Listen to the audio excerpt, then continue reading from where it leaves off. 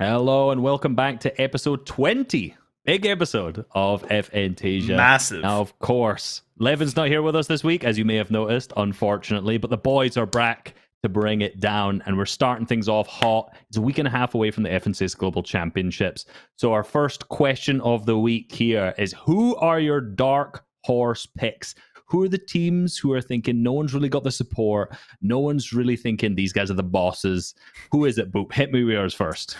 Okay, so first of all, I'm going to preface this by saying, if I say dark horse, a lot of people might not think this is a dark horse, but like every time I mention this opinion, everyone on my stream calls me an idiot. Like, you're an idiot, boo. And my dark horse is Trulix and Chicho. Now, Trulix and Chicho is a team, if you're well invested into EU4, that you know is just a good team, but they have this weird stigma around them that they're just like bad players. They've had a pretty bad season, obviously leading up to the Global Championship. They only qualified last major 3 to qualify, and they barely did, obviously because of the slur plan changes. But they've been the team that last Globals, I believe they got 3rd place. They've been very consistent. They're one of the most consistent teams, and meta-wise, this is perfect for them. They're basically your Bulk and Cammy and Seti, I feel like. So Trulix and Chicho, you know, Trulix may be a father of 3 at 30 years old, but he's taking it home at Globals. Maybe not taking it home, but like a top 5 for sure.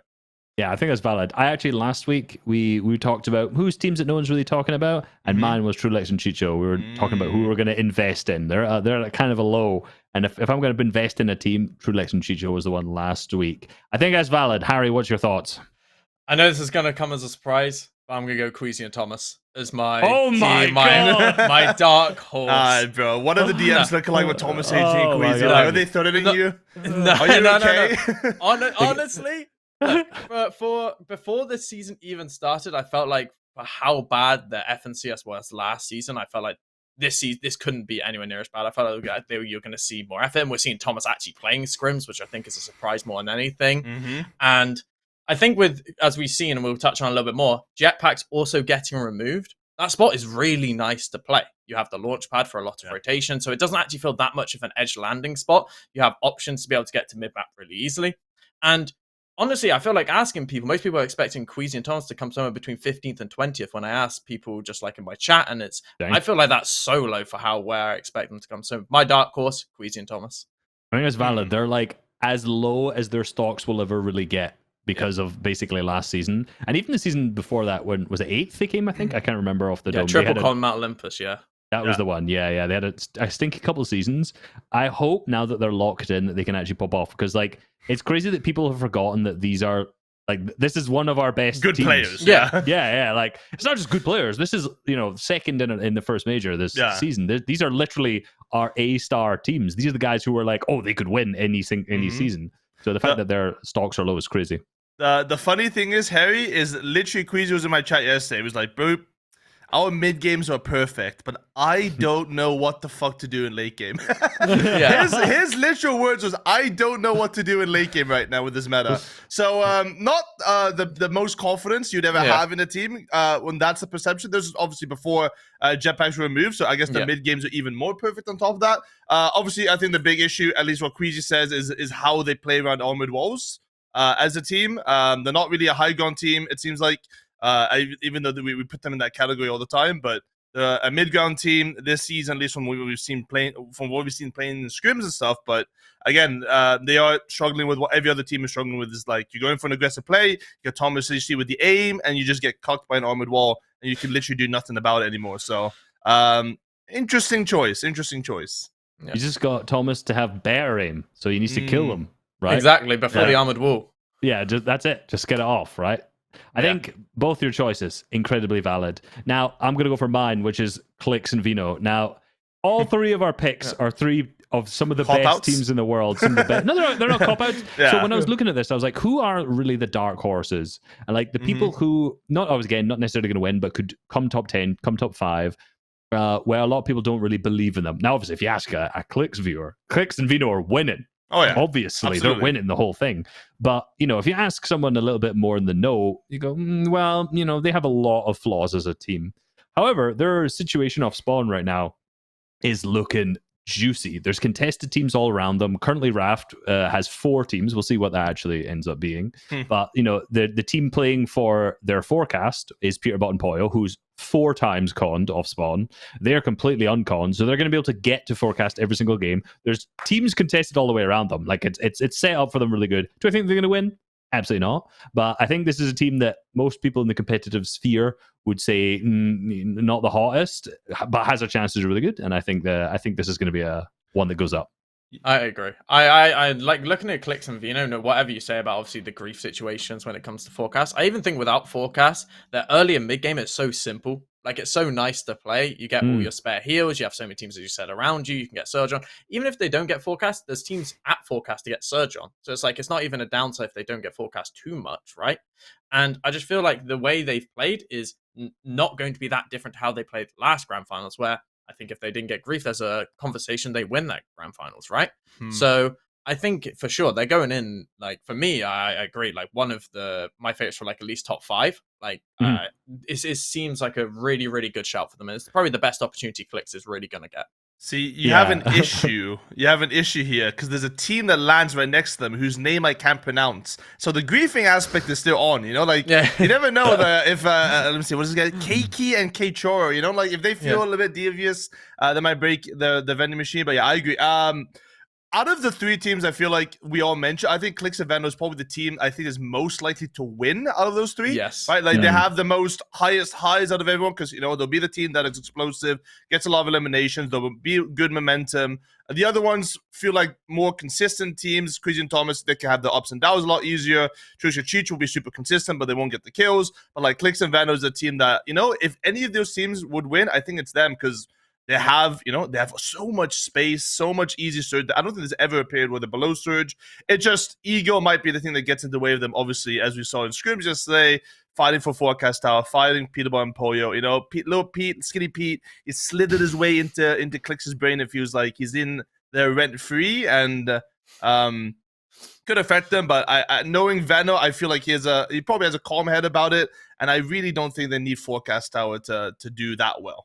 No, that's the thing. Even Uncon, or like Uncon as they currently are, without Forecast Tower, like the situation around them is so good right now. So I'm sure they'll come up with strategies for both, which obviously, as any good team would do, is absolutely required. So yeah, I'm excited to see them. I was looking at the map as it popped up there. Like we're looking at dark horses, and it's just like all the biggest names basically we've picked up, which is ironic. But when you actually look at like every single team on the map, it's like they're just almost all big names. And then I started to look into like the smaller region teams who are here as well, right? I'm like, who are the smaller region teams that could do really good, who've come from, Middle East, Brazil, OCE? And I look and I'm just like, I don't know. I don't know, man. Honestly, I think there's only one really. I think King and FNtasia have a chance. I think they're the Brazil team that have the highest hopes on. Sure. We've seen. I know scrims are not that much golf, but when you're winning, NA scrims with 20 plus LAN teams in on 160 ping and you're winning games in it, it kind of shows you you know what to do, right? It's not like games multiple, or did they just win one game? They're winning so many games, man. Yeah. Okay. If you're still, but I still have I wouldn't say high hopes then. I think they're going to top 5, but I definitely think they could sneak their way into top 15, and I wouldn't be that surprised. I mean, TNE and Ultimate also won a game in NA scrims yesterday, so like high ping for some reason, NA just getting dunked on, man. Come on. Yeah, true. That's the thing, and looking at King and FNtasia, I lost slight hope when they came to EU and didn't do that well. But again, did they not make grands? Or no, they didn't make grands. They made grands, but they contested the rig top right instead of going reckless. The worst drop spot you could ever take. Yeah. So I mean, I lost a little bit of hope because they weren't that great that season, but now their setup looks pretty good here as well. So awesome. Lots of good teams that we're looking for, and obviously that's going to be in a week and a half that we'll get to see what goes down at Globals. Next week, I know we're going to cover way more about Globals. And obviously later on the show as well, but that's a big one.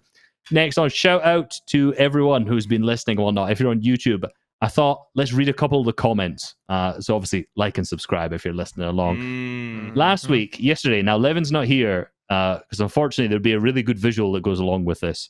One of the comments from FNtasia said, between Levin and Reese, they now have a full beard, as a lot of our last podcast was about my mustache.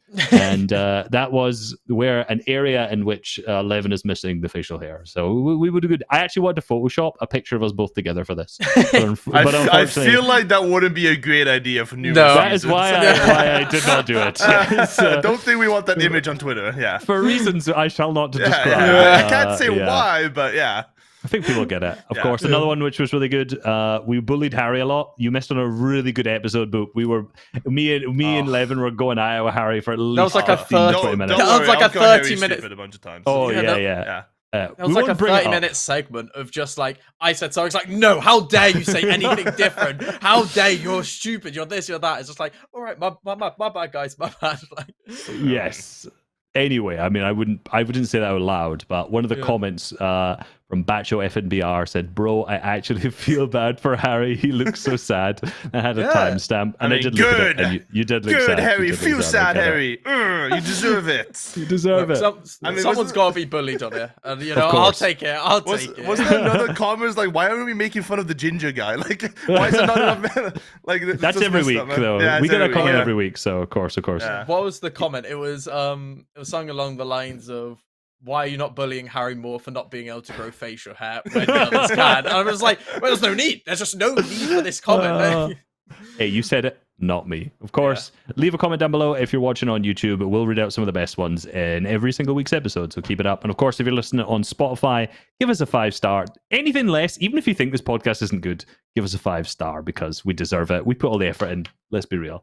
Anyway, next topic we got moving on. Vino, the big Vino, has left Carmine Corp. Now, of course, this was what seemed like predominantly a big signing for ESL, which, of course, is now over. And now they have the big global championships coming on up next.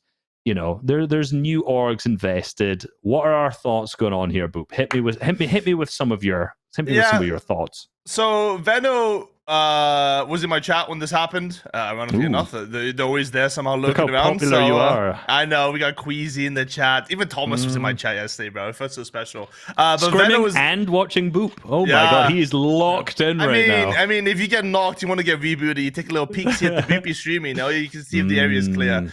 It's in the name of keeping the games more stacked. But basically, he said it was just for ESL, right? Like, there wasn't really much of a deal. And obviously, we had the Veno Casey drama before that, and you can speculate whether that had any sort of reasoning into it. But it seems like the majority of it was just for ESL signings. But ironically enough, none of the other guys got dropped from KC, right? So I'm not sure if Vanak actually still has it in his bio, but assuming ESL is a long-term thing, which I have heard from numerous people, it is meant to be a long-term thing. People are meant to be signed for a minimum of a year.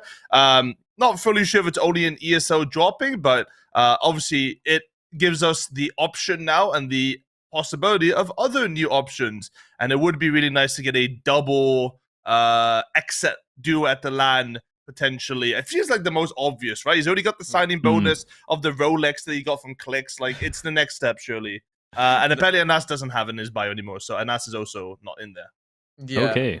I was wondering if maybe, as you said, it's only for ESL, but now he's no longer on the roster. You can drop him. If you're saying Swizzy, Swizzy, Malibuka, Mustache, none of them have been dropped, right? It's just like, they're keeping those three as the core for the roster going forward for ESL. They're probably, Anas obviously was the sub going forward, so they'll probably end up getting a Russian player or Russian speaking player to join them, right? So it makes the most sense. And yeah, it was a shame the way it happened, having a player like Vino, who obviously also streams with Clicks, and the Carmine Corp. That could have been like a really exciting thing, but the way it ended with obviously the dropping and all of the drama around that, it's no surprise he dropped. I'm surprised it happened like a week before Globals, but when you're talking about if it's happening a week before Globals, it's obvious he's joining someone else, and there's only really one orc he's going to join in its exit. I wonder at what point those conversations did start. Like, obviously we don't know what his original contract length was or whatever. Obviously we said it was just for ESL, but like, is this the point where it's meant to end right here, 1 week before Globals? Because that seems a little bit, coincidental on that. So it seems maybe they've just amicably agreed to move on. But again, it makes sense. For me, org signings, I always think are really interesting when it comes to ESL when we're looking at that, because it actually matters for teams. Now, I'm like, say Vino is joining XSET, it'll be cool because there's a full team that's from XSET, right? You got the XSET duo, Clicks and him. Outside of that, I don't care about org signings. I always think they don't know. I think they're just like, he's joining, he's getting his bag. Yeah, Full stop. Yeah, basically. I was wondering if this is now a replacement for Cold on Exit for ESL, because obviously Cold was loaned to Exit from Man City. Mm-hmm. So I wonder if going forward, Vino is going to be the replacement for Cold. And I feel like that's a very solid replacement. It is like for like. So He doesn't stay in A&A though, right? Yeah. I mean, Clix said he was going to have a guaranteed sign Cold after ESL and stuff, so I'm not sure about that. But yeah, the thing is, Exit, they're trying to make moves. I saw an interview, I think, with Feldy. He was at the esports, what's it called? The esports awards in Saudi Arabia. He was there representing Exit, and he was talking about there's a lot of people being signed in the future. They're also signing like a female team as well, which I think is probably related to the Milk Cup. I was going to say for Fortnite, or the Milk Cup LAN was like a 250k female only LAN. So I guess they are making moves in that sense. But like I said, like, does it actually matter? No. Does it look cool that they're both repping the set at LAN? Sure, like, it's just synergy wise, that's it. For your question about whether or not this was intended, probably I would assume that Casey was probably very difficult in releasing Veno. That would be my guess. Like I said, the majority of the ESL teams were expected by ESL and Saudi to sign people for at least 1 year, so that we have the continuation of the storyline into next year's Esports World Cup. So my guess would be that Casey, with everything going on, probably wanted a nice little chunk of change in exchange for the star player Veno. And, Exet, they have the funds now to do it too. So interesting. I do wonder, though, if that, as we mentioned, locks him in to an extent to Exit for ESL. If, say, something was to come up, an event at the end of the year, then at that point, is he going to have to potentially go on loan to another team if that was the case? I feel like signing now, or is the signing just for globals? Because there's no FNCS for the rest of the year as well. I mean, it wouldn't be, surely. Also, the relationship must be weird because the org owner is your duo. What if after Globals it all goes wrong and then I was like, fuck this kid, bro. I want to go back to EU and play with this guy, right? Like, how awkward is that going to be? It's a weird power dynamic if we talk about it in, like, the office terms, right? It's maybe a bit of a conflict of interest as well. I don't know how that works. Also, salary negotiations, like, I want more money. Clicks, please. I'm not dropping you the shotgun next time. You didn't give me the extra bonus.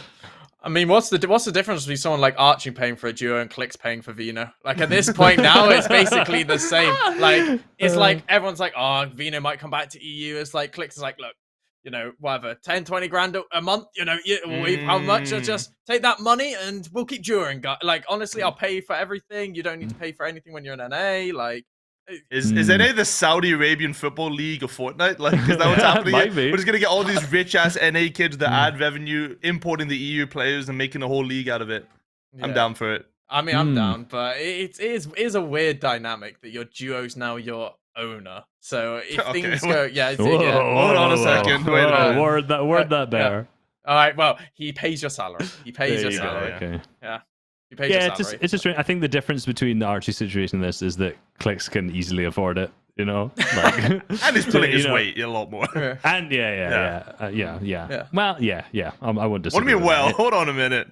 Hey. We love the clicksters around here. We love the clicksters. But after Globals, I'm checking the damage stats ASAP. I want you to know that.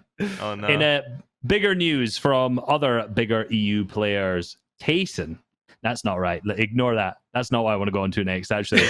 Bigger news, more important news. Jetpacks have been removed from tournaments, along with a little bit of a change to the armor wall caps. So let me open the tweet quickly and actually read out exactly word for word, bar for bar, what they said. Oh, it's already up. Perfect. Gameplay update. Hoverjets are removed from tournament play. This was yesterday. Chests that sometimes did not contain a weapon have been fixed. That is also one of the most annoying things that happened in some of the skin cups I was playing. So awesome change there. Armored walls will be capped at a lower number in next week's update. So that's not in yet. And they'll be capped at 6 instead of 15 because 15 armored walls is quite literally insane to be able to hold at the same time. Yeah, so, quick update for anyone who's not understood. If you're a maybe pub player or if you're just someone who's played ranked, you've used the hoverjets, like, these are so fun. These are amazing. I totally agree with you. My many, many hours in ranked definitely showcase that they agree with you. However, for tournament play, the hover jets were just so broken. Even though there's a bunch of bugs where you could fly all the way across the map, with those removed, which they were removed last night, but just before this update went out. So this is actually not bugged anymore. The infinite mobility item is way too powerful. And it's, I think maybe 10 to 20% of the lobby would have it, maybe a little bit more. And that is such a massive advantage because you can just skip every moving zone, spray people at the backside as they rotate with literally zero mobility. Yeah. So if you don't have them and you get a max pool, it was incredibly unfair. So massive props to Epic for removing them pretty much. See, a lot of people thought this change was because pros that didn't have jetpacks wanted them gone. They're like, oh, I don't have a jetpack in my job spot. This isn't fair. But like, along enough, a lot of the people that actually had jetpacks were the teams that were actively vouching for it to be removed as well. And the way that you have to look at it as well, for anyone that doesn't understand why jetpacks is a big deal, is that even if you're a team that has jetpacks, like let's say, expected 80% of the time in a global championship, 12 games, let's say you just get fucking unlucky, boom, you don't get double jetpack in 9 games, you only have it in 3. But little Timmy on the other side of the map, he gets it 12 out of 12 games just because he's got the god luck. You're just gonna get outpaced by him just by pure RNG and unskillfulness. So you don't want an item like that. You either have everyone with the movement item or nobody, because you don't want the luck of the draw to affect your placement. You want skill to be the determining factor at the end of the day.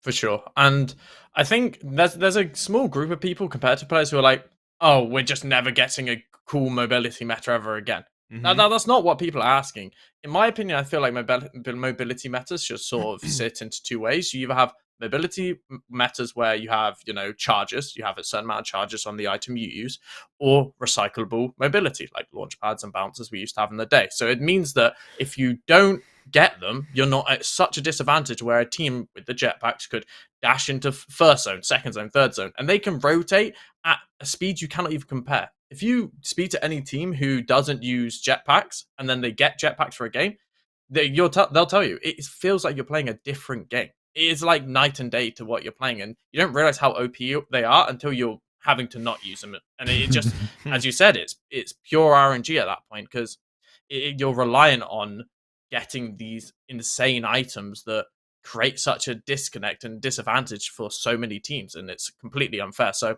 for sure it's the right decision, but going forward, I want to have different metas. I don't want to have like constantly no mobility metas or crash metas or fizz metas, but we cannot be introducing these infinite mobility, really ridiculous, really RNG mobility metas. It's unfair. Yeah.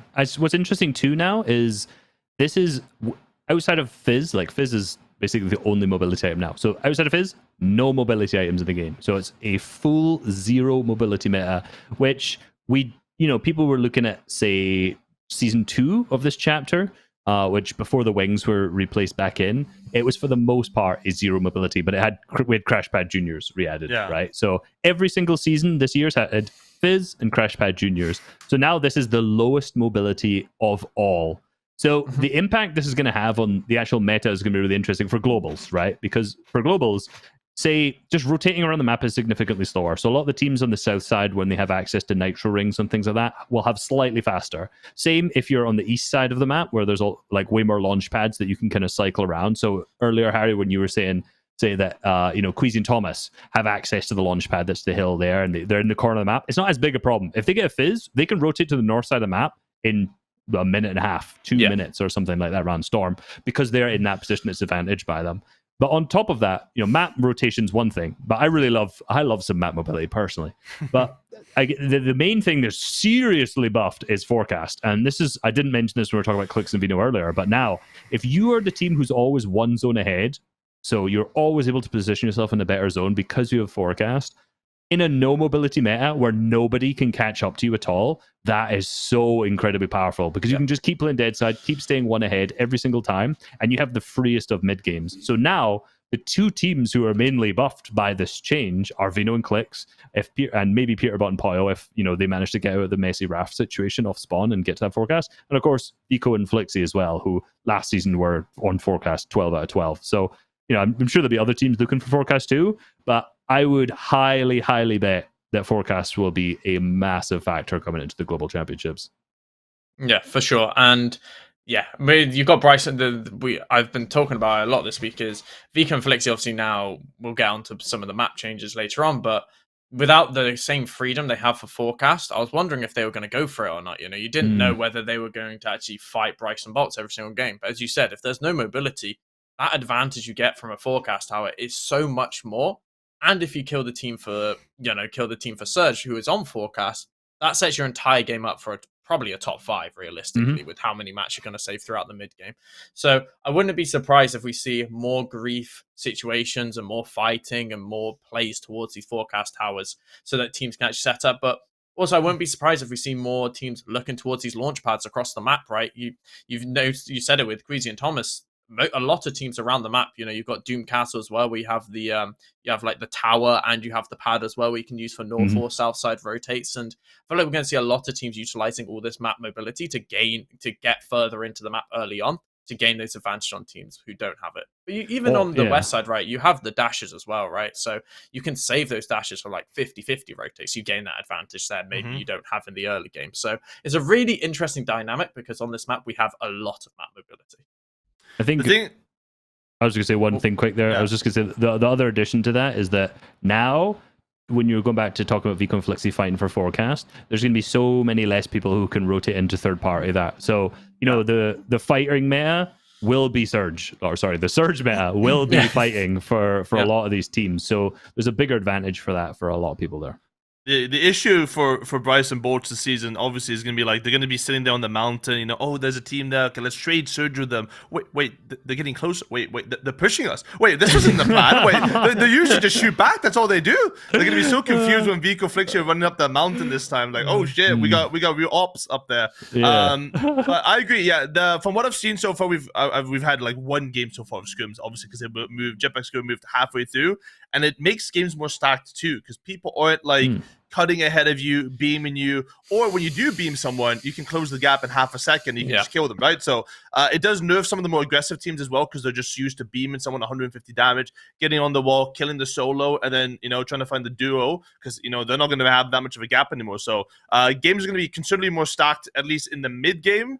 And then in the late game, obviously, when you have no movement, people are going to have mats. We saw games not go to final movement anymore easily, because people just don't have the mats for it. And also, people don't know how to rotate without some sort of crutch in endgame. So it'll be an interesting effect of how some of those aggressive teams can do something, like especially like Peterball and Pollo. Like, they're gonna get guaranteed double jetpack most of the time. Just from what I've seen, getting to that forecast tower south side, it's gonna take a little bit longer now too. I don't think there's a pad there, and I don't think, as far as I know, I don't think there's a pad to the east. So there is a pad to the east. I don't know how fast they'll get you there, but if you're fighting 3 people off spawn or 3 teams off spawn and trying to get the coin, like you're gonna lose that like speed tie to Vino and clicks every single time. Also, I don't think you can get dash water from around Raft, right? You have to go like north first. Yeah, no, you got to go a little bit further for it. Yeah, so it's not like right next to you can like dash 3 times up the mountain or something. But the fizz pad does make you to the hill. It just like, if you're having to like swerve a little bit from getting shot, you will land a little bit lower. But you'll be basically there, so they will be able to fight for it for sure. But yeah, it'll be interesting. I think I'm much more of a fan of this meta than half the teams have jetpacks, half the teams don't. And we would look back at Globus. I think we talked about it, and it's like, oh, which team's got 12 out of 12 double jetpacks? Oh, they won globals. Oh, that's pretty cool. Like, that's not interesting. And some of the things you said, like, as in you get surge, you dash in front of them, you get surge, like all of these things getting removed makes it so teams are rewarded for, in my opinion, more skillful gameplay, for sure. 100%. And I think one thing I really want, which is maybe the controversial part of this, maybe not for the mass audience, but as soon as Globals is over, get that shit back in. Oh, yeah, that's fine. I'm telling you right now, if I have to play multiple weeks of solo cash cups where not one single idiot in that game knows how to rotate, and every single one of them is just going to start shooting me with it. Yeah. No. Give me a jetpack. I'd rather take the RNG of that, That's why I'm carrying the pistol. So I'm the one griefing. I'll be the one. If someone's waiting to rotate, it's like, no. You're not rotating anymore. I'll rotate when I want to. And I will be the griefer.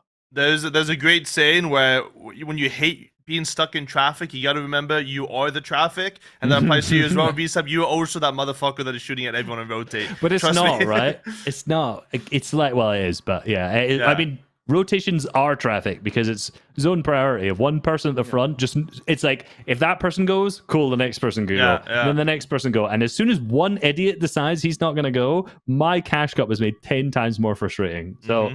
I don't look forward. Next Monday is the next first solo cash cup of the season, and I'll have no mobility. So we'll get to see what that really looks like. Of course, also tomorrow, well, on Wednesday this week, when this podcast goes up, it won't be tomorrow, but Wednesday this week we'll also have the Duo Cash Cup, and I guess today as well, on Tuesday, we'll have the Performance Eval. So we'll actually get to see what that looks like in real time. I think a lot of teams will struggle. I wonder how many teams will not be used to some sort of no mobility meta whatsoever, and just because it's people just forget so quickly how all of the like basics of rotations because they just get so used to having the crutch of a mobility item. Yeah. It is weird that like you're saying about people forget. It's like you'd think that now we're like how many years past chapter 2, right? Some of those fundamentals of how to rotate would be ingrained into their head, but it's like every time we go to a no mobility meta, everyone just forgets how to play the game. Everyone literally just goes, wait, how do I rotate? How do I just gain advantages here? It's like everyone just is like, fuck, max distance, I can't just dash 3 times to get into zone for free with a jetpack. How am I meant to actually path in this rotate? It's like all these things which are like clear fundamentals of the game, all the players just forget. And it's so funny because it's like how much further we think the game would be now from like chapter 2 when the game started to get developed. It's like it's really not that much further because of how little people remember from meta to meta. We've had this discussion before. Fortnite players are stupid. We already know that. Like we don't have to go through that again. The people are dumb. They have short-term memory. It won't put a lot of the more experienced teams at the LAN. I think at the forefront as well, though, because they've been through this, right?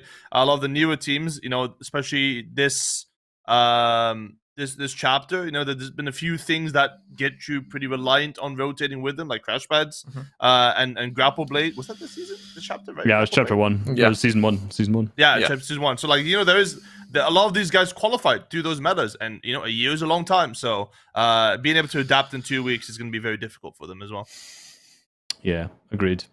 Either way, please put it back in because I am going to struggle this season because I am one of those people who just sucks at rotating anyway. It's also the identity of the season, as much as it's overpowered for competitive and you don't want some teams to have a major thing. It is a little bit shitty that a season loses its identity a little bit, right? Like something that makes it unique. True. I always go back to chapter 4, like every season had a cool item. This item was pretty cool. Fuck it. Everyone should have gone jetpacks at this point. I'm in that boat. Give everyone the jetpacks and I think it would be it would be weird because, got motherfuckers flying out like mosquitoes, like the whole end game, but it would be memorable. It'd be fun. I think it would be ass for globals. I'll be honest, but then it's like for the rest of the season, though, it would have been interesting. I don't think it would have though. Like just zipping about all the time. I think someone would look at this and be like, "What is my esport?" The height takes though, the jetpack height takes, where you just slowly increase speed towards high. They're so bad, but I think no, it's for the best. But then hopefully the season can maintain its identity if you put it back in afterwards. You know? For sure. I think when it comes to like ridiculously stupid items that are overpowered for mobility, like this isn't one where I'm frustrated by it in game when I'm playing and playing again skin cups for earlier in the week. When I was playing through, I was like, okay, if I have them, it's good. But if I don't have them, it's not like I'm playing global championships and it's do or die. The lobby's not the same style. Same with the vast majority of players will be playing for the rest of the tournaments. Yeah. So using them, I was like, okay, it's not like Nitro or Nitro Fists where, if I don't have them, I'm dead because someone just runs into my box and kills me every single time. It's just good for mobility. And it's fun to use as well because there's a lot of skill elements to it in those cash cups too. So yeah, but I would say, I do disagree with the fact that it feels like it doesn't feel that bad when you don't have it. I feel like I'm on slow motion when I don't have a jetpack. Bro, that's just you though. No, but rotating around the map is I gotta leave my POI, let me jog a few meters, let me get to the. It's like I've got a jetpack, I'm literally across the map in 2 seconds now. I agree. A lot of the mechanics were pretty cool. The tire bounce, the umbrella bounces, the ring thing. They're pretty cool because you had to learn them. And I always think learning these things is always a really interesting thing. But I don't know. I felt like in this skin cups where it's you tag someone for 20 and they just jetpack to ring to fucking launch pad to I'm just we are now 1,000 meters from where I tagged you, and I still can't catch up to you because we're just both jetpacking against each other. Like, it is, to me, like, jetpacks were so frustrating to fight against, like, because people would just run and run and run. Hit your shots, mate. Hit your shots. I am 100, and they're still gone. Like, it doesn't matter. Like, yeah, but keep hitting him as he's moving, you know? That's a major skill issue. If I stop to hit him, he is jetpacking so far away, I'm not catching up. There's no point. Like, I might as well just keep following him. Bro doesn't know about the laser attachment as you're dashing for higher accuracy. This play. No, it's good. Ranked is really fun because of these. Anyway, yeah, rank's fun because people don't run away and like play for their lives for the FNCS pickaxe. Mate, you've obviously not as bad as the FNCS pickaxe. Not as bad as it. That was true. Those kids were next level passionate in that tournament. Did any of you guys win the FNCS pickaxe by chance? So Deej won the pickaxe and I didn't. Oh, we played together. They know who the carry was. They felt bad. They knew who I carried that tournament. That's the thing. I was like, he logged on and he was like, "Oh, I got the pickaxe." I was like, "Well, we came like top 3K or something." And then I logged on and I didn't get it. I was like, "What's this? What is this, mate? This is horseshit." It's based on your tax returns. Epic knows everything. No, it got me. Yeah, no, I didn't. It was a fun tournament though. I felt bad. I didn't want to have a 13-year-old Timmy not get the pickaxe, so I just personally came 60,000th myself, so teams would not. So I wouldn't steal it off anyone else. I mean, I didn't even play it because it's fraudulent to wear the pickaxe, dude. The scrims are ruined. Every motherfucker is running around with this FNTS pickaxe, man. It just, at this point, you just realize like just how ugly that pickaxe is, you know? Like, it was cool when you had it when you won the FNCS, but like seeing every motherfucker carrying it around is just like, yeah, it's nothing too special. No originality. No originality. I know if I'm getting pickaxe swung on the wall in solo cash cup this next Monday by someone with the FNCS pickaxe, like I'm killing them. Like they can't be a good player, you know? Like they have too much confidence. You're not killing anyone, people. So, yeah. So I've seen how you play. You sit in a bush. You're mid-map in a bush. Eliminations. You're mid-map, sat in a bush, waiting for next zone, and I'm okay with that. That's literally resub. I literally frag out. Yeah, but I qual every week, and you don't. I also qualified last time. What, Middle East? Not every week. I don't play Middle East. Yeah, I do. NNA. I don't even play EU. If I can make one poor child across the country, across the world, not qualify, then that's my job done, you know? That's my one goal, is some 11-year-old Middle Eastern player who's not allowed to play Fortnite competitive because he's 11 years old, you know? I'm saving the streets out there. I'm saving the streets. Yeah, so when are you going to play the finals, though? I think all of your viewers want to see Bupan out in an end game for the finals for your $100. I did. I played like one Middle East final one time, and it was great, you know? I actually got like 11th or something, so... you know, one of these days, man, you know, like I said, bro, you know, there's some other goals that need to be met before I steal $100 from someone.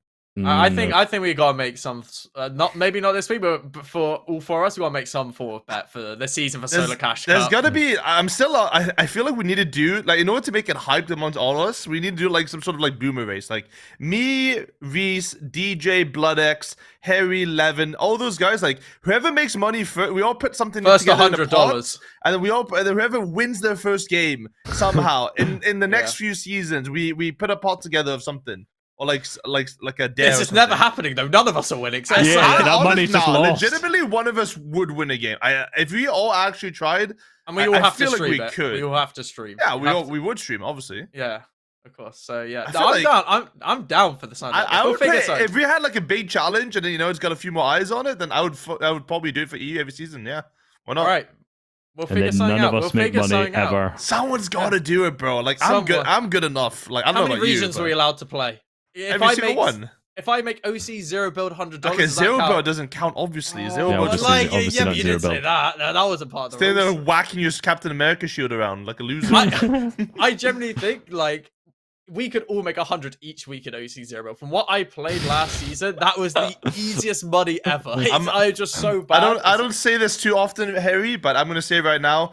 I have too much money to play OC zero build for $100. What about the streams? What about the content? There's no content involved. Content. I'd rather get a real job at this point to do that than that, man. Jesus. See, they haven't got the passion. They haven't got Harry's too broke. This guy needs more money, man. At Poor Stay Rich. That's the attitude. So you can't turn down $100. If someone's just giving it to you for free, then you know I'll do that. It's also not free though. It is basically free. It might 3 hours of your time plus a break. Yeah, the mental fortitude, the mental costs as well. It's 60 points to qualify. It is the easiest finals you'll get. Jesus. Yeah. Anyway, that's not happening. But one day, maybe one of us will earn some money. I highly doubt it. But it's top 15k going into next season, so I'm sure it should be easier for this you in season, particular. no? Yeah. Oh yeah, This season, this season. Sorry, so it should be easier. Wait, that would be so embarrassing if you don't qualify EU. That would be. I'm setting this up for the Yeah, clip. I'm waiting. Honestly, it'd be just so embarrassing So if you couldn't embarrassing. qualify top 15,000. Thing is, it's funny. It's not that much different points wise. There's only like 5-point difference. Yeah, because there's so many people playing it. Yeah. Anyway, that being said, moving on to the next story, big one. A lot of controversy on Twitter over this yesterday. Boop, I saw you were getting involved, dropping a couple of replies, a couple of DMs, getting roasted yourself in return about Noble. Fortnite players are Fortnite players, yeah. Fortnite players, Tayson, arguably the GOAT, more arguably now than previously, got banned. Banned from Fortnite for, as you can see, toxicity for 2 weeks. Now, I don't know. Does this mean he's banned for next FNCS? So from what I remember, so people have been saying he might get banned, but I swear this rule got removed when Clicks got banned. Remember when Clicks got banned for teaming in that Solar Cash Cup?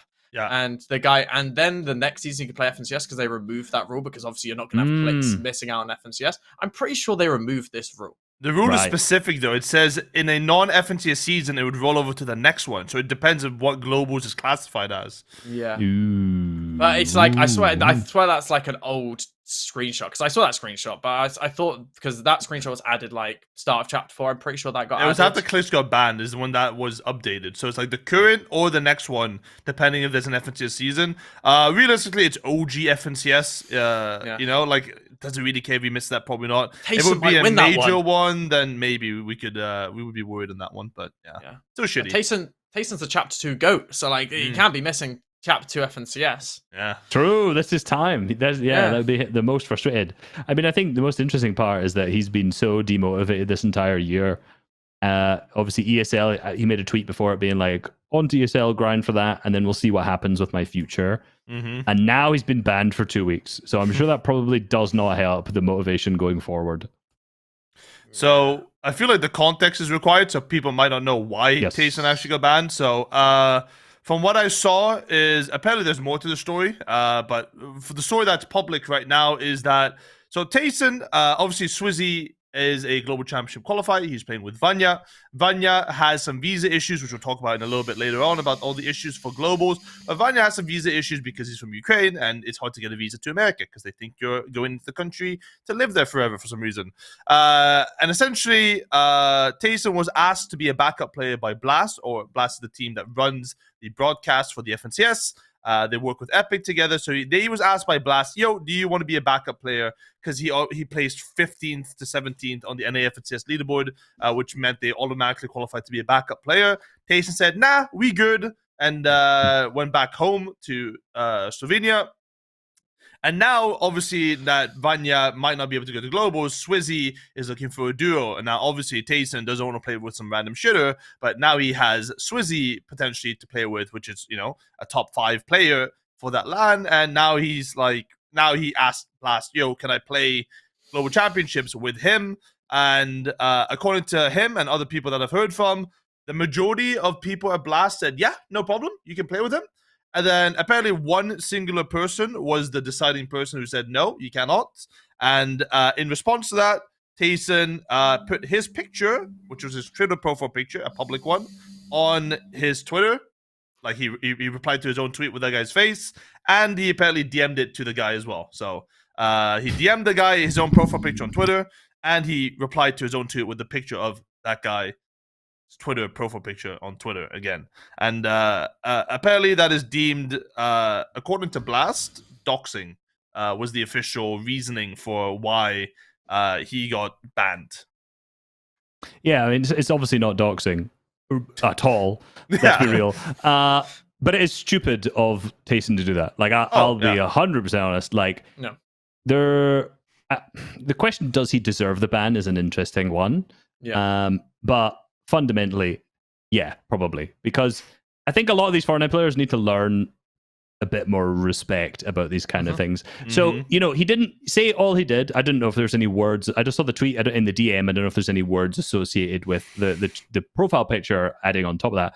But you know, if you're tweeting a picture, someone's profile picture in a frustrated way, there's context behind it. There's like you're calling them ugly or fat or like, you know, something along those lines. There's going to be some derogatory words that you're saying along there. You're just not saying it. You're just like, you're being toxic, but you're just not at the same time. Yeah. And to the people who are running the thing that you are trying to be a part of and who control whether or not you play and play your tournament, make smart decisions, people. You know, we've seen many other instances of people either talking shit to Blast or to Epic and being banned for it. Just stop being stupid at this point. So, like, you know, if he was trying to get his way into globals after that, good luck. You're not going to. Yeah. You're not going to. You know, and also I think the additional point to that is really like, the reason he turned down being a backup player to start with is because he said there was no guarantee he'd be able to actually play. But the reality is, from all the backup players, he'd easily be the number one choice to start with. And also, every single LAN so far has had numerous people who needed backup players. So, you know, bad decision not to go as a backup when it would obviously someone would need a backup, so you would be able to play anyway. And don't post stupid shit about about the people who run the organizations that you're trying to be part of. This, I think a bit of common sense is needed.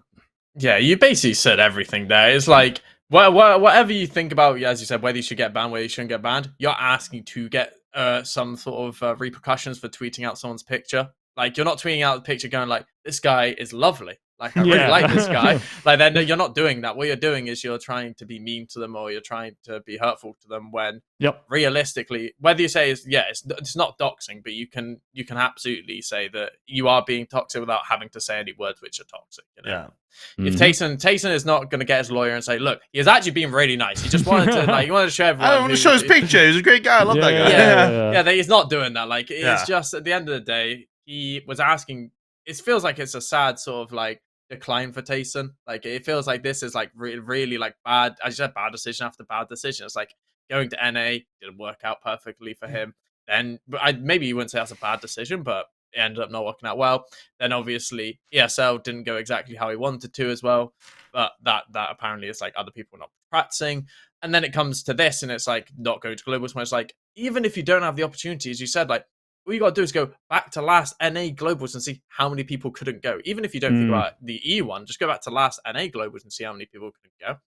And then instead of being really nice about it and going like, you know, maybe this, maybe that, maybe like next time or whatever, understanding you made a bad decision, lashing out basically. Yes. At this point, you're just asking to get banned, or you're asking for something to happen. Yeah. I mean, I understand the frustration though. It's also doubling down. You know, he did double down on Twitter. There was a they-them comment made. I mean, I even said it to Blood in DMs before. I was like, Blood, I don't think this was a good idea to like post this about the guy. And I replied that to Tayson's tweet. And he replied with a picture of me. Same sort of thing, right? Just being, you know, a little bit cheeky there. Like, am I banned from Noble now? I'm like, bro, I'm not saying that. Obviously, like, you gotta read. You didn't choose your best picture though. Yeah, I did not choose my best pictures on purpose. He chose a different one. Yeah. You know? Yeah, so I don't know. Like, it's he's not learning from it. Let's be honest. It's Tayson. You know, a lot of these guys have this similar sort of attitude. And speaking to a lot of the adults in the Fortnite community, you know, not the millionaire Fortnite players that have a little bit of a jaded view of the world.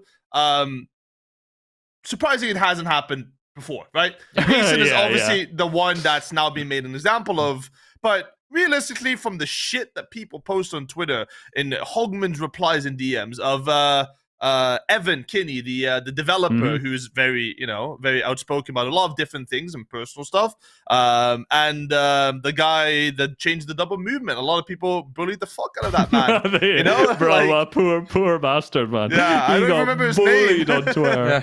So like, I'm surprised it's not happened before. It's happened now. Does this set a precedent? I mean, a lot of people are like, oh my God, this is communist China, man. Like, oh my God, like, you can't talk shit about Epic. No, like, just be like, Epic has signed this contract with Blast now. Blast has taken over the majority of the competitive scene now. Like, and Blast is an organization that has a lot of experience in other games. They're used to players just kind of being a little bit more normal, being a little bit more respectful, right? For the community, they haven't been checked yet, and right now they're being checked. And again, it's surprising it hasn't happened before. Although actually, it kind of has. You know, Bucky getting banned last LAN, he was saying stuff about Blast. You know, same thing happens. All it takes for your career to be ended. I mean, 2 weeks is minimal. Could have been a lot worse. Could even become a lot worse with him doubling down. Yeah. That guy could be like, yo, he's doubling down. Let's do something about this guy. Like, if you really cared, right? All it takes is one employee to be pissed at you. And as much as that sounds like, oh my god, they're abusing their roles. That's how the world works, you know? That's literally how the world works. So people should learn from it and probably not continue on. But like, I feel like the writing's kind of on the wall. I feel like Tayson's kind of done. Like, him doubling down and everything's just, he's over it. Like, it's been a shitty year for him. It's all stacking on top of each other. It's like, yeah, fuck it, man. I'm gonna try to do something else probably. That's my guess. Yeah. I mean, I agree, like, about the whole, like, Blast member. If you're going to start being toxic to Blast members, maybe if one Blast member becomes angry in that sense, maybe that shouldn't work. But as in, like, if you're being toxic towards a Blast member, of course you deserve to get you deserve punishment, right? That's just how it is. That's the nature of how it works. It's like, I'm surprised, like, as you said, I'm surprised that the things that Hogman gets tweeted probably on the daily, and nothing has happened about him. Not one thing has happened, and I hope this kind of sets the precedent going forward that people are going to get, you know, there is punishment towards them. And maybe it'll teach them, as you said, the respect they need to be taught, because most Fortnite pros don't care what they say. They'll say whatever's on their mind and they'll just go on with their day not thinking about it. But it's like, at the end of it, that's not how the real world works. You can't just say things and nothing happens, you know? So it's also like, Fortnite is the one community I swear you cannot get cancelled from. You can do whatever you want in this community, and people are like, yeah, fuck those guys. Like, some of the people in Tayson replies were like, give me his at. What's the guy's at? Like, let's go flame this guy. Fuck this guy. Like, those guys are like 13 though, you know? Yeah, it's like... but like that's the majority of Fortnite scene. Like, they don't see the issue with it. They just see it as a bit of banter, I guess. Which it's kind of the reward. I think also it's like, this one fundamentally, like, it isn't as bad as the other things we've seen by any means. It's just a picture, but we know the connotations and the reasons behind it. So that's kind of like that's the bigger thing. There's been way worse tweets. Like, who was it? It was Clicks that got banned in Chapter 2 for tweeting at Donald Mustard. Yeah, or was it? It was Clicks. Yeah, he said he wanted to do something with his bald head or something. Was that it? I think so. I can't remember what the tweet was exactly. So, you know, there has been examples of this before. What's interesting is, like, I don't know the Blast guy specifically, but the people who often get hate about these kind of things, I also don't know the movement guy, but I know Evan and I know Hogman. Yeah. But I know both of those two people in particular are extremely good at their jobs. So it's just that, like, say, obviously, Hogman is like the front-facing person, so he's gonna be like, "What the he's fuck?" The blame. Yeah, he's just a blame horse, right? And Evan's kind of similar because he's someone who's on Twitter, where most devs aren't that, like, visible either. Yeah, and for a good reason, right? Because they don't want hate like this either. So it's always interesting that, like, there are the people who always end up getting flamed, but it's just the people who are there, of course. But they're mostly actually just good at their job. I mean, Evan literally runs all of the FNCS stuff. Like, if things go breaky, he's there at like 3 a.m. fixing it, right? Like, he goes to FNCS Global Championships. He codes, like, the private servers as well for the LAN. Like, all that stuff is returned by him, right? And, like, again, all it takes is one employee to be like, yep, this is enough. Fuck this guy. Like, get him banned. Get him banned. And, like, a lot of people have been very lucky that they've been tolerant, you know? A lot, maybe a little bit too tolerant at this point, realistically. Well, if anyone's actually interested, if there's any players listening who want to be toxic, I'll tell you how to get away with it, because I have specialized in that for quite some time. Actually, I've not really gotten away with it whatsoever. But what they actually care about, say from Epic's perspective, Blast, I don't know, but from Epic's perspective, their view on negativity is interesting, right? Because obviously when I was doing broadcast work for them, they, you know, when you're on the broadcast, they don't necessarily want you to talk about things in a negative light. Like, oh, this player made a bad play. You'd rather say how someone else made a good play. Just because it's more like, we'd rather talk up the spirit, like, make it a positive for everyone. Now, I didn't do that whatsoever, but there were the ways you spin that is, you know, you can either say something negative and then add on the end of it, like how else that allowed someone else to do something positive, right?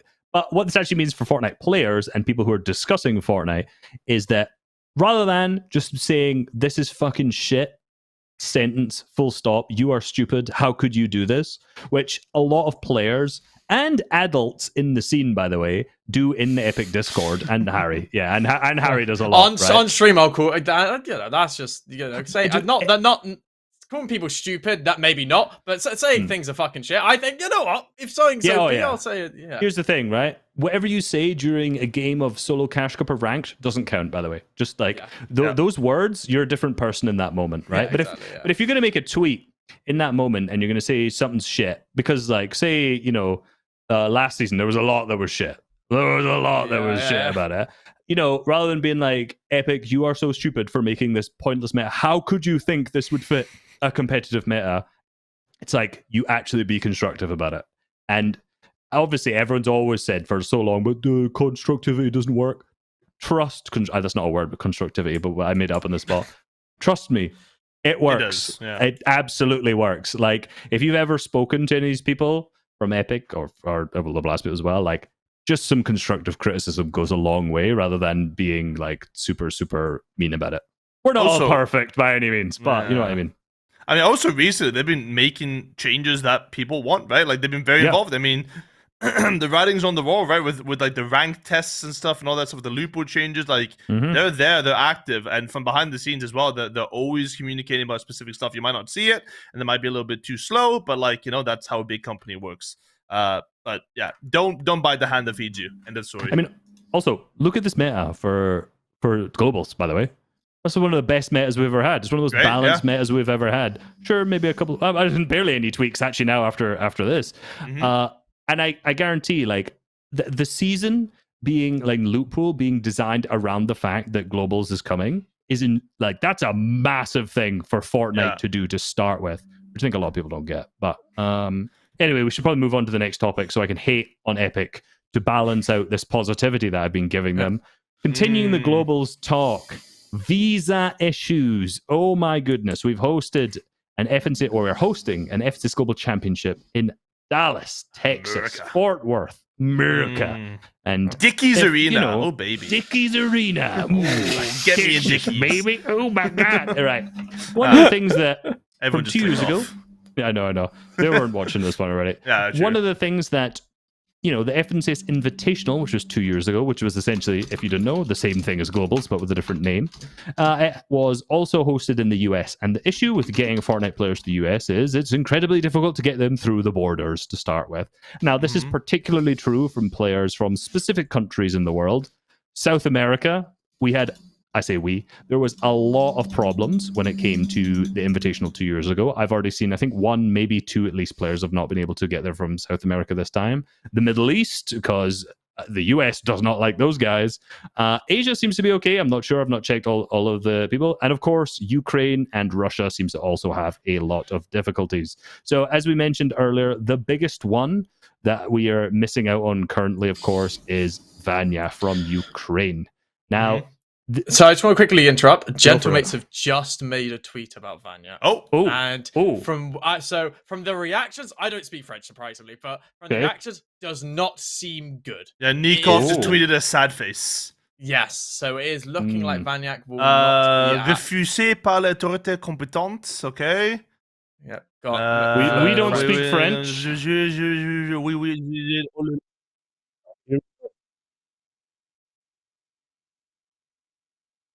Huh?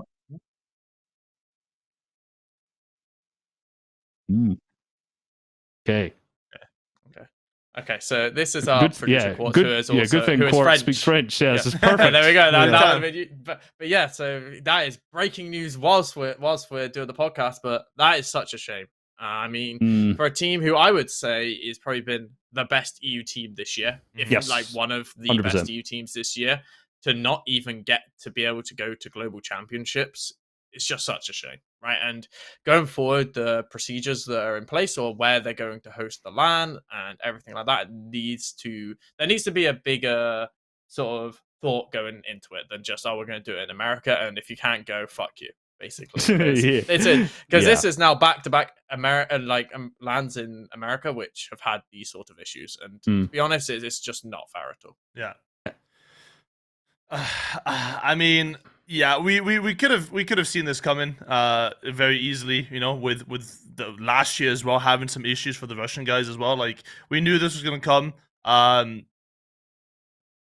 The issue is it feels like it's going to be a recurring theme for the at least the short term future of Fortnite competitive, because obviously for those that don't know, Epic has signed with Blast, like I just mentioned, and Blast handles both RLCS and obviously FNCS now together. So RLCS, which is the Rocket League Championship Series, is like the global championships of Rocket League.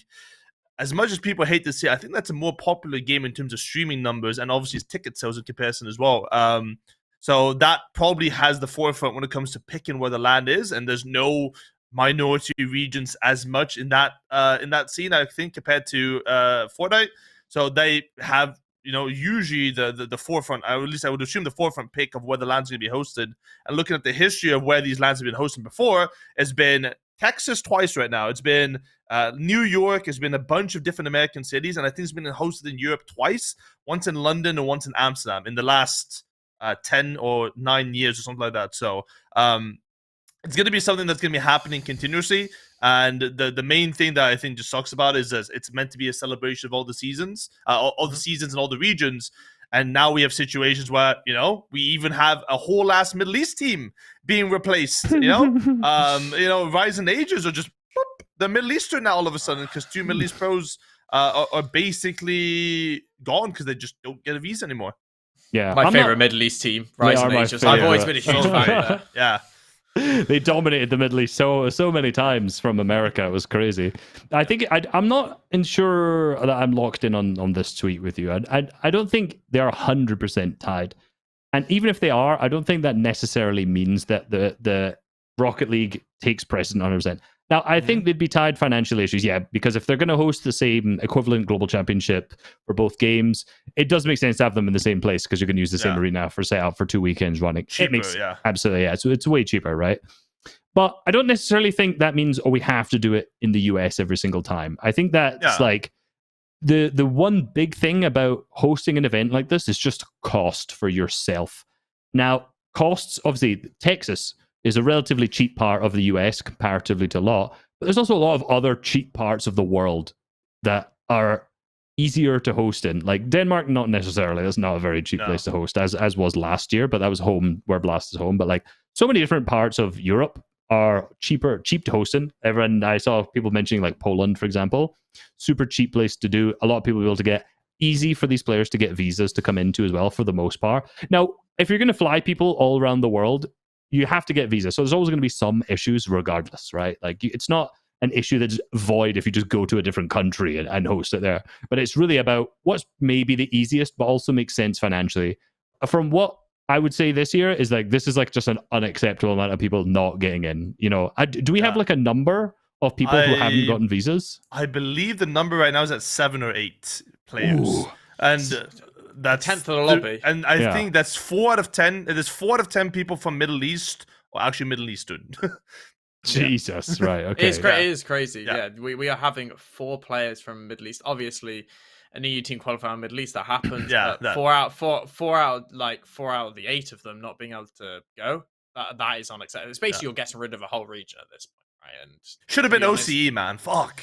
I know. Just get rid of all those teams. I say we just have Sydney land next year. We'll just go to Australia. Oh, good luck. Yeah. I mean, dude, if the pros were complaining about sharing a hotel room together, like in Sydney, bro, they're gonna be on bunk beds in a dorm room or something. Surely. I know. You know how expensive those flights are gonna be. My goodness. Yeah, I think what you said hit on the nail on the head. It's meant to be a celebration. You're meant to have like your whole year's building up to this, and it's maybe like, wow, this guy had a really good this season, like season 2. We can't wait to watch him and see what he can do. And it's meant to have the best teams all together. And when you're having like, oh my, like this best team is actually just Middle East player with random backup player, or not even a Middle East team anymore, and it's like, this doesn't feel like a global championship. It just feels like, basically, it's getting to the point where it's feeling like EU versus NA with a sprinkling of anything else. It's like, I know that's probably what it was going to be anyway, but it's still like, you want to see these new regions perform. You want to see the minor regions, see what they, obviously Middle East is a weak region, right? But Asia came 5th last global. Yeah, you never know. Yeah. You never know what might happen, and they don't get the chance to prove themselves, which I think is the most hurtful thing for it. Really. It's just, it is for the fans of those regions. It is. And I am, by the Middle East people in particular, known as a Middle East hater. But I think what people need to understand is I just hate everyone equally, unless you're from Scotland, and then we're all on an even playing field there. But Middle East traditionally does suck at LAN, and I actually, despite the fact that I show a lot of hate to the region because some of their average players are some ass and they keep stream sniping me, I want to see that region succeed because we've not really had a big Middle Eastern team do well at an international LAN yet. I want to see it happen, and there is some potential this season, but the big Middle Eastern goats right now with all the aura might do good, but I guess probably not. Also at the same time, it's hard with only 4 players from the region going in. Yeah. I mean, underdog stories are the best part of any sort of competition, right? Like we all enjoy watching. Like as you said, every other region's had a LAN where they've done well. OC, you can go all the way back to DreamHack, where Repulse God, I think he finished the real 10. one. Yeah, the real Repulse God. And you had Asia in the last Global Championship. Brazil have had multiple times. They had the first Global Invitational where they came top 10 and King back in World Cup, right? So all the regions have had opportunities where they've performed, and having half the players basically not able to compete from Middle East, and then also on top of that, which we talked about a little bit, having one of the best players from EU not even able to go. It's like a team that could potentially win. A team that could actually win is like it leaves a sour taste in my mouth for sure. It makes everything feel a little bit just weird. It also just takes away from people's wins. Like my tweet, I said that Peter and Poya have won it now because Vanya Swizzy, like, obviously that's not like, it's not me trying to be like EU cope because Peter and Poya is winning. It's just like legitimately. That's always going to be just a question, right? Like, if Peter Poya wins, like, what if Swizzy and Vanya were there? Like, it takes away from their own win as well, right? Like, in the spirit of competition, you want the best teams to be there so that you can prove to yourself you're the best team. I'm sure they'll be very happy that they're winning it, obviously, but like, there's always going to be that discussion, like, what if? What if this happened? What if that happened? So, the biggest teams of every region not be able to go just puts those question marks and makes it a little bit more Mickey Mouse than it already is potentially. A little bit. At least the meta's good, but enough talk about the teams who aren't going to be there. It's sad to see their names.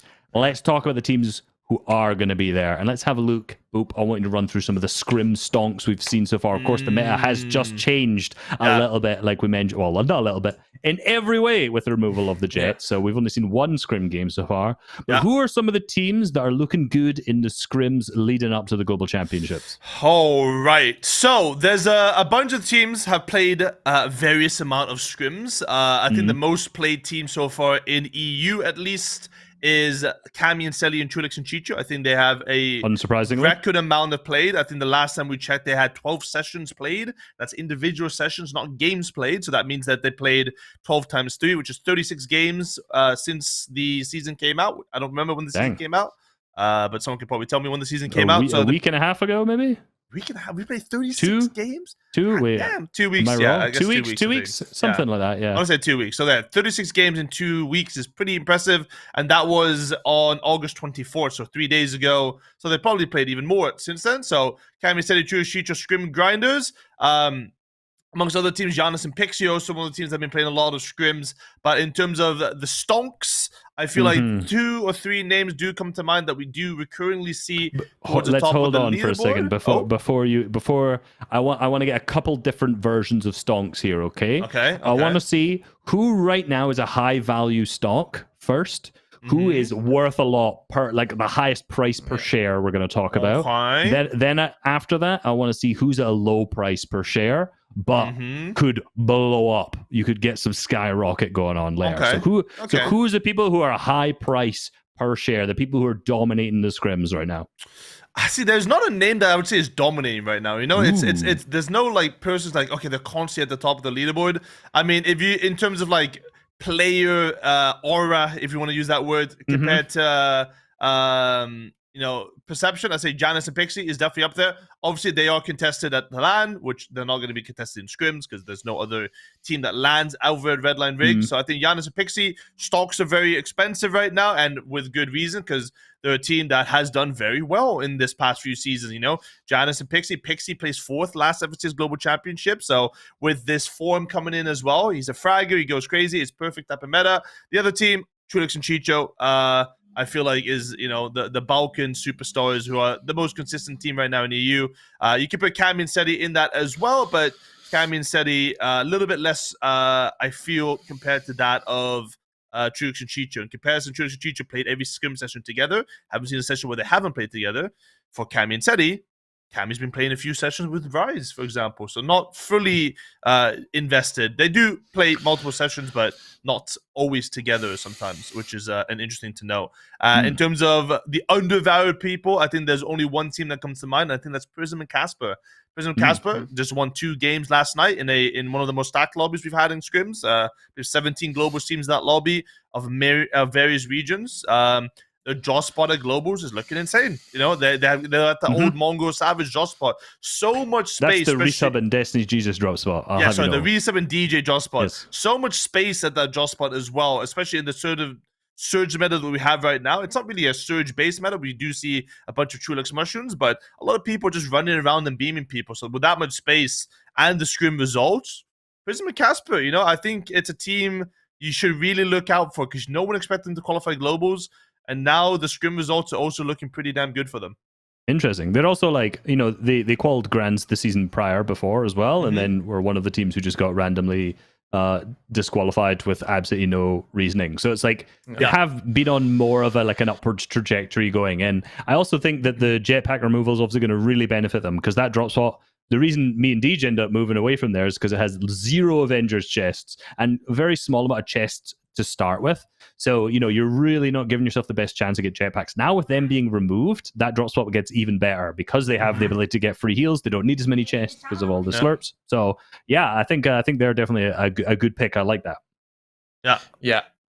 I was gonna say, so what we've got so far is last week's Scrim Stonks team, CZB and Nathan, Dark Horse, Clicks and Vino. This week, Prism and Kasparovich.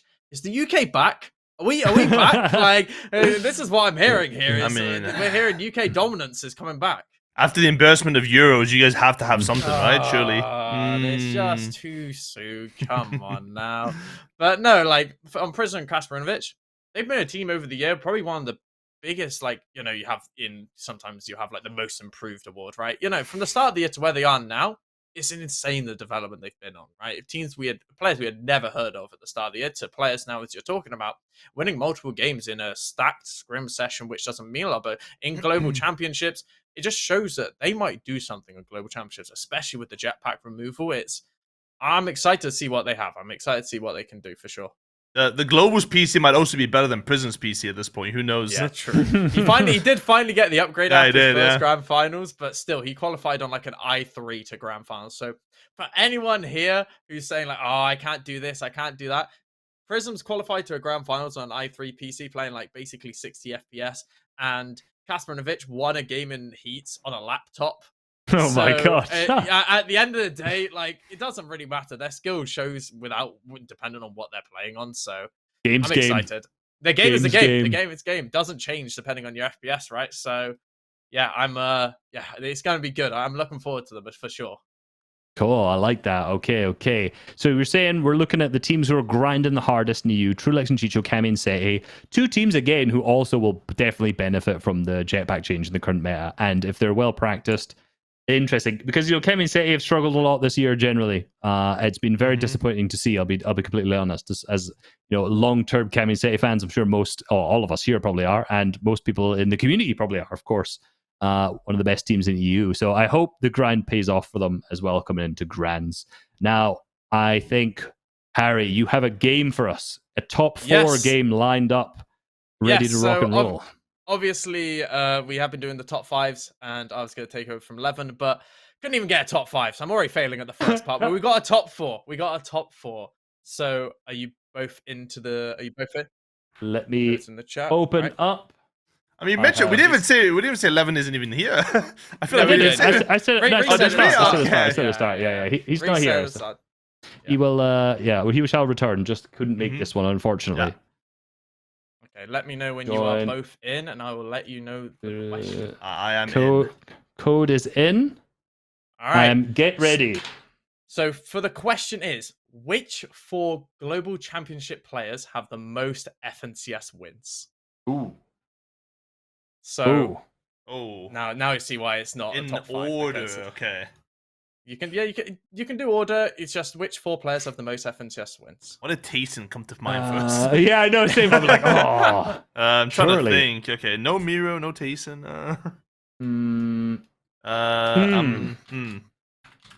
Okay. I think I've cooked Let me one. know when you guys put it in. I have 2 more. Maybe this. And I got one. Ooh. one more. Oh. No, That might. Hey, this is hard. Alright, I'm locked in. There you go. I'm not gonna overthink it. Nice. Okay. Oh. No, Why's Reese it cooking? can't Why be is he all of cooking? these, mate. I've Can't got be a all wild. of- Oh, You I've submitted. submitted. I've gone a wild one. Has Boop submitted? I submitted, yeah. I submitted.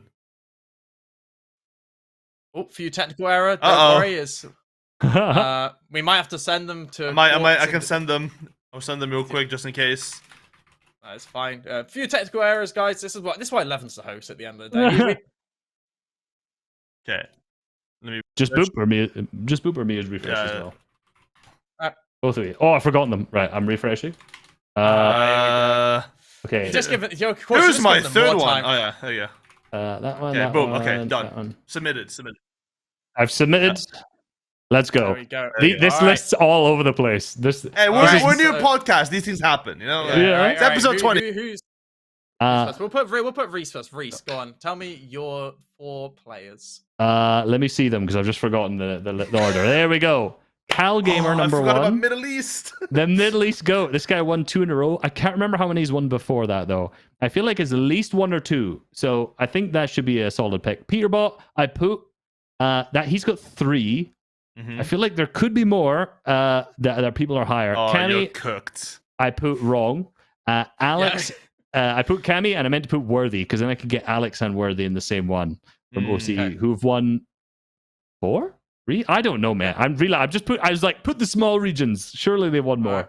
Oh my Alright, god. Oop, you're up. Let's Reese see what is you put. so cooked. You forgot such easy ones. Alright, so my ones, we got Epic Whale, who's obviously won 5 or 6. NA-West! NA-West, yeah. I knew you were going to forget about NA-West. Reed also has won a bunch, I think, in NA-West. Janice has won 3 as well, and Queasy has also won 3. And those are the only one. Oh, if I had Cal Game, I would have been perfect. I know Cal Game is probably a place in one of them. I had Okay, Janice, but I so- decided to get rid of it because I didn't. I was like 3, and then I realized I put people who also have 3, like Peter. Yeah. Okay. Interesting. That's an interesting list. I was surprised by some King! of those, but No, King! yeah. So there we. So you're right. So, King and Cal Gamer, we those are- are 2. I'm No. I'm going to tell you, people. We're gonna start with people with 3 wins. So the rest There's of a the list lot, has yeah. the rest has 4 and above. Okay. Oh, So 3 wins. We no. have Janice, we have Queasy, we Yeah. have Jukes, Kadu, Siyun, Muzz, Jukes, Booga, Swizzy, Alex, Zagu, Acorn, Phaser, and Peterbot. God damn. Those are all with 3 wins. Okay, so joint with 4 wins is Cal Gaiman and Herman. Let's go. Those Oh, So Herman and Cal Gamer both have 4 wins. Oh, there's another one. King has got 5 wins, and the obvious one. Wait, why you put the Vino's not there? Oh, no. And no. and Cal Game and Epic Whale's got 6 wins. So it's Oh man. Epic Whale, King, Cal Gamer, and so those are your top 4. So what do we end up with? I think you both got 1, right? We both got Cal 1, Gamer. yeah. Let's I go. got number 1 though. I got number 1 though. Well, So you did get number. I'm surprised by that. I'm I thought surprised. Reed I won wa- as many with Epic one. No, I thought he won. Reed only won 2. So I actually Oh. double Yeah, checked when no. you said Reed because I was like, wait, surely he's won more. I but thought he double-checked did. and I thought he 2. won a No. lot. It was What a Arkram- loser! Only winning 2 on the NA West. Oh my god. It was Yeah, Epic, so- Arkram, and Rex. Rex, the guy who quit. Yeah. Yeah. So yeah, I was surprised by that because I knew you both would go to Miro Tayson. I was like, yes, it's the perfect opportunity. But no, next week we'll get a proper top 5 next week. I've got another game for next week, so it should be Amazing. exciting for that. Harry's finally done with losing the top 5 game. He's become He's the just host. hosting. Yeah, I can't lose anymore. I'll Well, if you can't do, you teach. He's basically embodiment on that right now. Oh my god. Exactly. But yeah, no, I think that's basically everything for this week. I think the only thing, if you want to touch on anything else, is maybe some of the map changes that have happened for the land map would be maybe something we could talk about. Oh yeah. Yeah. Yeah, I think I can pop that'd up be the good map to- again real quick. Yeah, we can talk about the map changes. Where is so, my link? There we go. I was going to say, when you mentioned earlier, Boop, Janice and Pixie are now Uncon down Right, in... yeah, I forgot to do it. Yeah. Bobby who was moved. contesting them before? Bobby and Lockpex was landing north of Reason of Video. And okay. Kadu and Siyun then went to contest them, and then they were like, wait, why are we leaving an Uncon spot? So they went back to the Uncon spot, so Tinker and Daneth are now contesting Adapter and FKS again.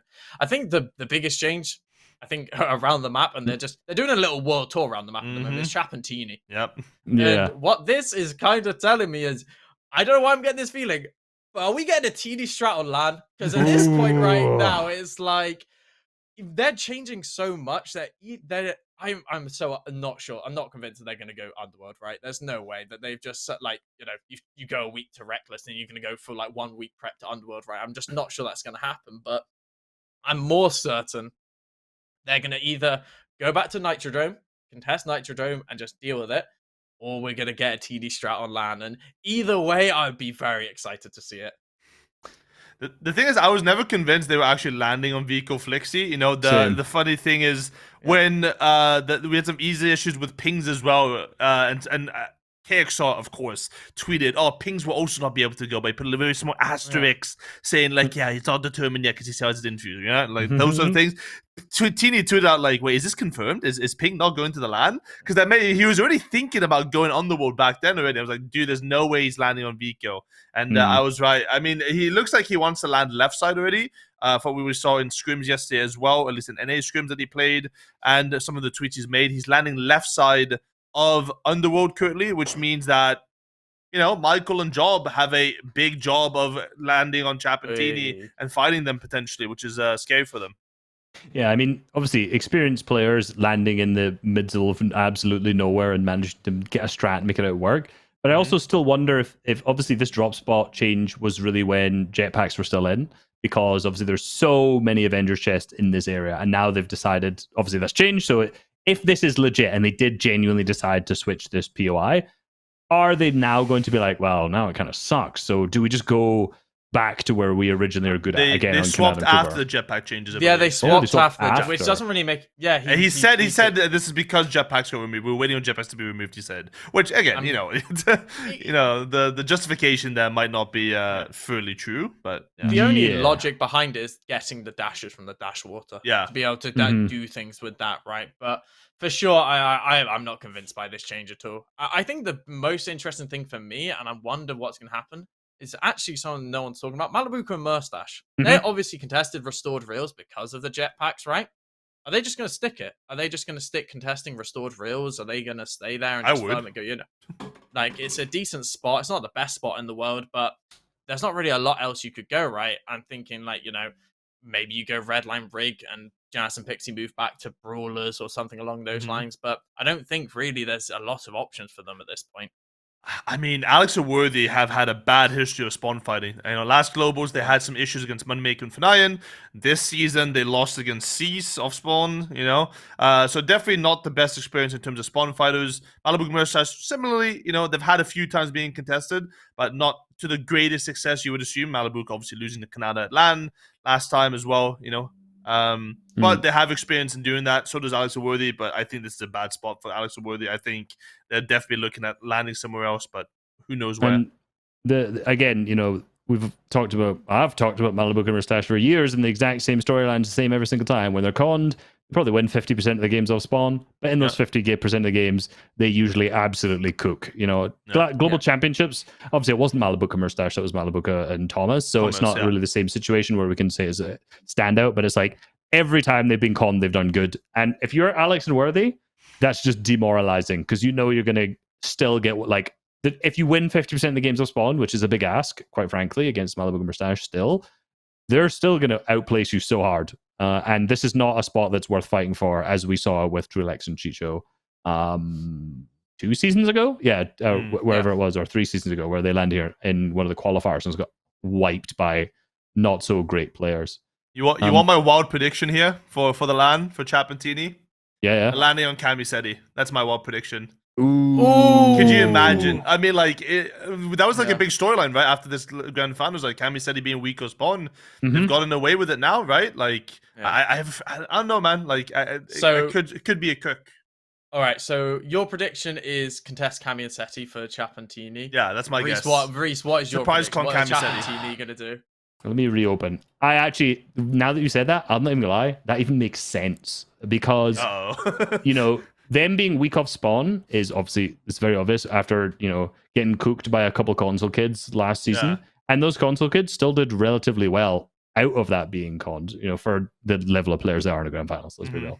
Yeah. There's also a lot of space around them to fight with. There's a lot of places to sneak. There's a lot of spots that they could teeny strat in this area. Because, again, same with Prizzard and Casper, there's so much space in that area that they could easily sneak on with the rings, wherever they cook up a strat. The one thing I know about Teeny, when I spoke to him after he did the original Teeny strat, that Teeny strat is not stupid. It was very methodically thought of, to the point where he said he calculated the bus paths so that when he glided in, he would look like no one was there. It was very, very, very well planned. So, if he's camping, you will not know about it regardless. Yeah. So I think he's saying where will he land? I think if he's going to do that, I think it's just going to be everywhere. And anywhere over the south side of the map where there's so much space and so much area there, it could potentially work. Yeah. So he's not going to go Nitrodome. Do you think he's going to team No, I've said I think he'll go Nitrodome. I think that's the one because I don't think you just give the respect to Canada and Cooper there. So I think he's going to teeny strat. I'm fairly certain he's gonna. I like that is it's how your hot take and you're feeling it. I just feel I know from the first FNCS they came second. I think Chap said in my chat he had some teeny strats prepared for that grand finals as well. So they do prepare. So I wouldn't be surprised with the off-spawn situations as they are. Why wouldn't you? If you've got, I'm going to say Chap is a lot better of a player than Misha with the teeny strat as well. I feel like if you prepare, no one is going to expect on a land to teeny strat. That is it's unheard of. It is unheard of, yeah. Yeah, so I feel like you're going to catch a lot of players off guard. There's a lot of players to be caught off guard because if you look at the map, there's so much space between. There's so many teams who are just taking big splits mid-map where they could easily be taken advantage of too. So I hope they do. Another team, I think last week when we were looking at the map, before it changed massively, I was talking about how the Middle Eastern teams are all going to be teaming, that as a theory, just a theory, of course, just a theory because they were all contesting each other. Now they've all moved to the east of the map. They're all still next to each other at the same time. We saw you shout out Nathan and CZB on the far east there. Now they're being conned by 7man and CalGamer, the guys with apparently the highest aura in Fortnite. To the south of them is still Adapter and FKS, so the 4 Middle Eastern players are all still landing in a very, very small area of each other. So Middle East players rise and ages on there. True, you're right. Middle East players rise and ages are still in the middle of the map, so you never know. I just thought that was interesting. We're still seeing a lot of Middle Eastern players still landing very close to each other. I mean, we still got the Brazilian Olympus there to fulfill us. Well, it's half now because now it's Quanti, so Quanti's filled. So didn't they split it in Noble? They did split it in Noble. So Quanti played with Bolts game 1 of scrims last night. They fought, they died. The next game, Quanti queued up with Gone. Both games they split it somehow. Crazy coincidence. Crazy. It was just their drops weren't good enough to be able to. I think so. I think that was it. Yeah, and I think they died to Surge. I mean, we could talk about another region, but FNtasia, they've gone to boot camp in the Netherlands. For those that don't know, and for any Brazil fans listening, they have not been doing well in scrims. They are notably right now, on the worst globals teams that are scrimming right now in terms of performances. I think they've seen them have 1 second place in scrims, and then the rest of the games they've just been either below Surge or just dying in 14th, 15th place. But again, scrims is to practice, so maybe if you're doing super well, that's maybe not a good thing. So, but it is interesting to know they have been struggling in scrims. They're just practicing playing badly. So when it comes to the actual event, they're going to play good. That's it. They'll know what not to do. Yeah. I mean, it's just at the end of the day, it's making sure no one knows you're actually good at the game. That's what you're doing. You're letting the competition. You're going under the radar. Sandbagging, baby. It is just classic sandbagging. But yeah, I think this map is I think you said it on stream, Boop, yesterday, and I feel the same. Is every time I load up my stream, it's like something's changed about the map. Either someone's not got their visa, someone's changed landing spot, the meta's changed. It's just like it's just constant overload of like if I missed a week, the map is completely. Someone described it the best way. It's an advent calendar of bullshit every day. Yeah. You wake up every morning and something happens. First, Tayson gets banned. Swizzy doesn't have a visa. The next day, something else happens. It's every day is something new. It's like Christmas leading up to globals. You're talking about the Middle East teams being close together. I'm looking at this map and I'm seeing Mapoli, Koyata, Bobby and Larkpets, and Zagu and Shalom. They are Pinchin top right. Pinchin top they're right. just nice neighbors. They're just lovely neighbors next to each other. Yeah. But And Coyote and Zimpoli all far to the left. That's a bit further. That's a bit Zimpoli. further. Yeah, I don't know how to pronounce that. What a name. XM. What is that meant to pronounce? I don't know. Yeah. No, this global is gonna be fun. But whatever we said today, by the time the podcast comes out, it's gonna be completely different. Oh yeah, so It'll all be wrong. More importantly, it'll be really wrong by the time global starts. You know. Exactly. Yeah. If you think it's wrong now, wait until a week and a half from now. It's going to be incredibly wrong. But yeah, I'm looking really forward to it. I think that's going to wrap up the podcast today. Of course, this was episode number 20. It's a big one for us all. Yes. We can almost drink legally.